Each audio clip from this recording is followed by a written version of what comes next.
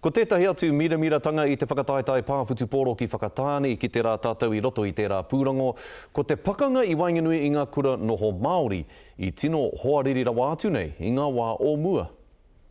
Ko te aute e matawhārua ake anō ana kia tipene. Ko te mea nui, ko te whakanui o tō tātou kura Māori, te aute kārati, ato tipene. Tēnei te tau tuatoru mātou e pakanga I roto I tēnei o ngā tūwhakataetai. Rangi māria ana te āhua o te tākaro nei, tino rereke ake I ngā pakanga whakaheke toto I Wainganui I aua kura e rua I ngā wā o mua.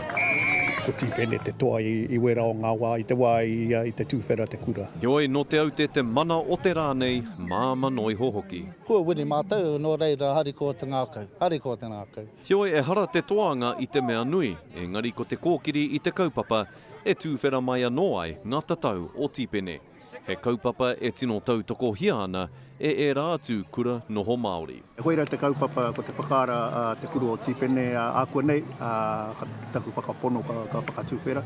Ko tēnei huihuinga, momo huihuinga te whakakao I ngā kura Māori boarding schools ki te whakatinane tērā o ngā kaupapa mo tātou. Hauna ko tērā kia haura ko ngā tamapakeke o ngā kura, ko tērā te tuara o ngā kura, nā reira ka whakakao ngā kura.